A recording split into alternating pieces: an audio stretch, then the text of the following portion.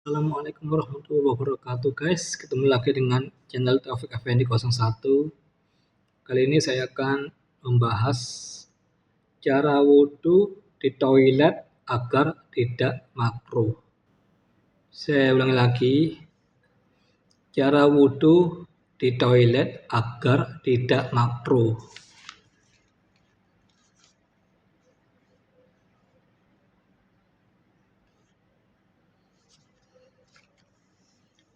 Bagaimana kita ketahui wudhu biasanya kan di tempat wudhu. Namun bagaimana agar kalau semua tidak ada tempat wudhu tapi kita wudhu di toilet agar tidak makruh? Kami memahami bahwa tidak semua orang memiliki kemampuan untuk memenuhi segala kebutuhan hidupnya.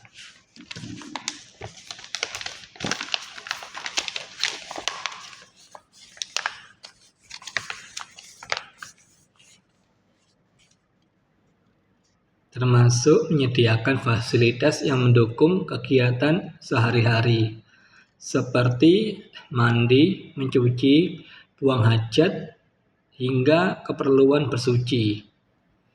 Apalagi bagi orang-orang yang masih dalam fase berjuang mengadu nasib di ibu kota. Untuk melengkapi semua itu tentu bukan hal yang mudah direalisasikan, mengingat masih ada kebutuhan yang lebih urgent untuk dipenuhi.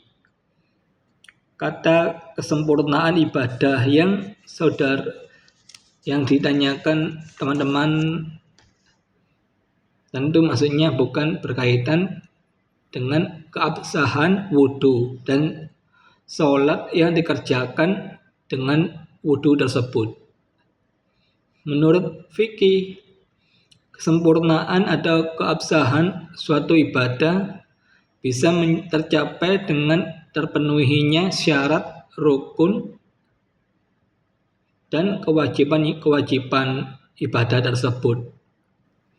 Oleh karena itu, kemakruhan berwudu di toilet tidak mempengaruhi keabsahan ibadah, karena aspek ini bukan termasuk rukun atau syarat syah ibadah.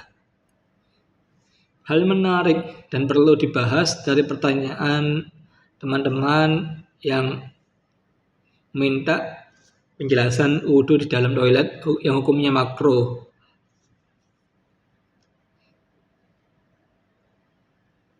Hal ini menarik dan perlu dibahas adalah apakah wudu di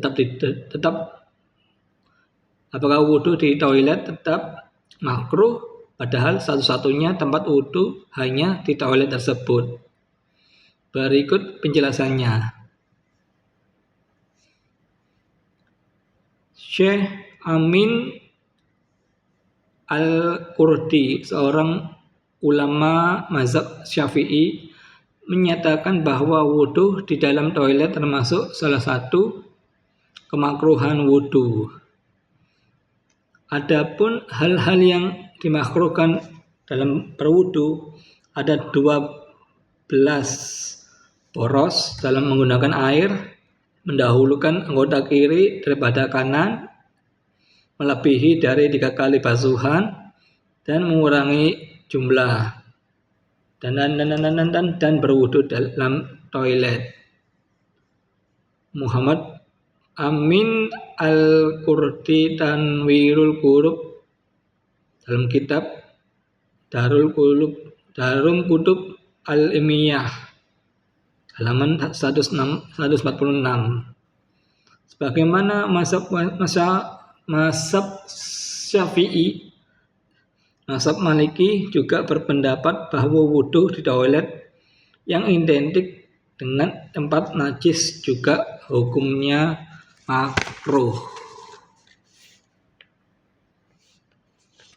yaitu melakukan wudu di tempat yang najis itu dimakruhkan karena wudu adalah bersuci atau tahara, sehingga seharusnya wudhu menyingkir dari tempat najis atau tempat kondisi umumnya najis, agar tidak terkena percikan dari sesuatu yang menetes dari anggota tubuhnya sehingga najis menempel padanya.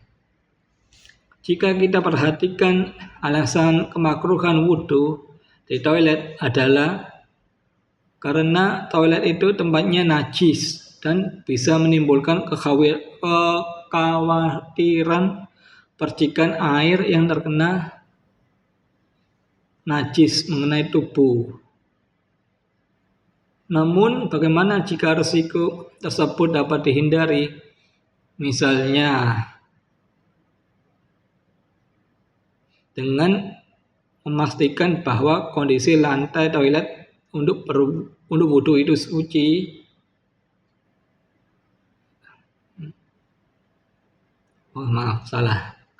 Jika kita perhatikan ada alasan kemakruhan wudhu di toilet adalah karena toilet itu tempatnya najis dan bisa menimbulkan kekhawatiran percikan air yang terkena najis mengenai tubuh. Namun bagaimana jika risiko tersebut dapat dihindari? Misalnya dengan memastikan bahwa kondisi lantai toilet untuk wudhu itu suci. Bagaimana pula jika toilet itu satu-satunya tempat untuk berwudhu? Apakah hukumnya tetap masih makruh? Berkaitan dengan masalah ini, Syekh Atiyah Syakir W. 2006, ulama kontemporer yang pernah menjadi mufti Darul Ifta Mesir, dalam kitabnya yang bergenre fatwa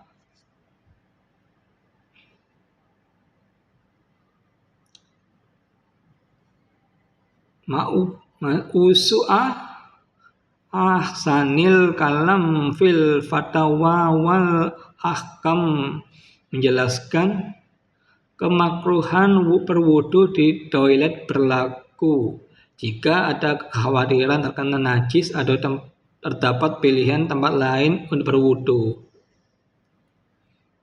Berikut kutipannya. Berwudu dari keran di dalam air mandi hukumnya makruh jika seseorang khawatir air wudunya jatuh ke lantai yang terkena najis dan dia menemukan tempat lain untuk berwudu selain kamar mandi tersebut. Namun jika aman dari najis atau tidak ada tempat lain untuk berwudu, maka tidak masalah berwudu dalam kamar mandi. Dari penjelasan ini diketahui bahwa berwudu di kamar mandi atau toilet bisa tidak dihukumi makruh jika tempat tersebut benar-benar bersih dan suci, sehingga tidak menimbulkan kekhawatiran adanya percikan air najis yang mengenai tubuh. Selain itu, kemakruhan ini juga tidak berlaku apabila tidak ada tempat lain yang tersedia untuk berwudu selain kamar mandi atau toilet tersebut. Perlu dipahami bahwa ulama dapat menetapkan suatu hukum. Prinsipnya adalah kehati-hatian, atau bahasa Arabnya istiyat. Dalam konteks ini, satu tempat yang menggabungkan macam-macam fasilitas seperti untuk mandi, mencuci, toilet, dan tempat wudhu umumnya mudah terpapar najis jika tidak ada perhatian lebih terhadap kebersihan dan kesucian tempat tersebut. Jadi sebenarnya hukum makruh ini adalah langkah kehati-hatian, apalagi hal ini erat hubungannya dengan ubudiyah. Wallahu a'lam. Demikian guys, pesan dari Taufik Effendi 01 soal cara wudhu di toilet agar tidak makruh. Saya ambil tema ini dari buku Darul Hikmah yang saya dapatkan dari Panti Asuhan Darul Hikmah yang beralamat di Gubeng Kertajaya Gang 5C nomor 5 Surabaya. Kalau kalian ingin wakaf ke Panti Asuhan tersebut, silakan datang ke lokasi tersebut. Itu aja guys pesan dari saya, David Effendi 01. Assalamualaikum warahmatullahi wabarakatuh.